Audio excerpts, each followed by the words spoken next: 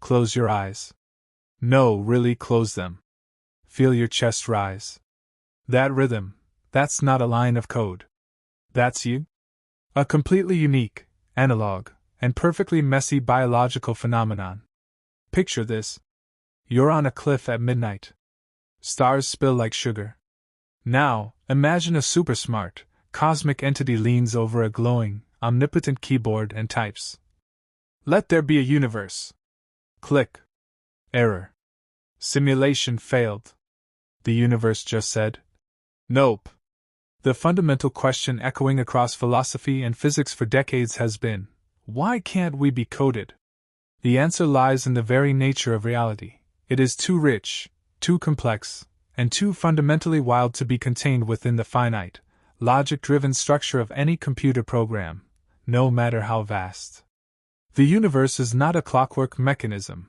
It is a wild river of infinite possibilities. This isn't just a philosophical musing anymore, it's a mathematical proof. Dr. Mir Faisal and his team at UBC Okanagan delivered a quiet, yet world-shattering bombshell. They didn't just suggest the universe is hard to simulate, they showed it's mathematically impossible to perfectly simulate the totality of reality. Why? The simple truth is that the universe contains features that are non-computable. Any attempt to simulate it would require an algorithm capable of predicting all outcomes, from the bizarre uncertainties of quantum particles, like the spin of an electron before it's measured, to the absolute singularity at the heart of a black hole. No algorithm powerful enough to handle this exists, not now, and potentially, not ever. Their math proves a concept called undecidability. This is the core idea that some truths about reality, some essential properties, can never be fully and completely captured or proven by a finite set of rules or an algorithm. In other words, you simply can't code everything that's true. It's the universe's built-in anti-simulation mechanism. This non-computability stems from two powerful, old-school mathematical concepts that govern the limits of logic itself. Gödel's incompleteness theorems. Kurt Gödel's theorem tells us that in any consistent formal system, like the rules governing a video game, a computer simulation, or even mathematics itself, there will always be true statements that cannot be proven within that system. Imagine trying to create a perfect map of a city that is so comprehensive it includes the map itself. It's an impossible task, as including the map requires redrawing the map, creating an infinite, endless loop. The simulation of the universe faces this exact paradox. To simulate everything, you must include the simulator within the simulation, which leads to a logical breakdown. The system cannot fully define itself. Turing's halting problem. Alan Turing, the father of modern computing, proved something equally devastating for the simulation hypothesis. The halting problem proves that no algorithm can be written that can look at any other arbitrary program and predict, in every case, whether that program will eventually finish running, halt, or continue running forever. Applying this to a universal simulation, simulating the entire universe isn't just tricky, it's downright impossible.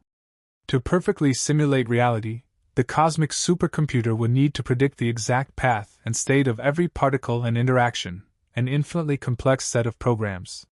But since it cannot even predict if its own internal subroutines will halt, the entire cosmic endeavor is flawed from the start. You can't code the unpredictable chaos of existence. So, why does this matter so deeply to you, standing here right now? It matters because it shows that there are pieces of the universe too wild, too unpredictable, and too non-computable to fit in any code. And that's where the magic happens. If we are not a simulation, our existence is granted a radical, beautiful freedom. Every experience is not a rendered texture but an organic, genuine event. Imagine this. You're a tiny speck, standing under the stars. Everything, your breath, your thoughts, the way the stars flicker, is part of the wild, unsimulatable river. We are not lines of code. That sunset you saw?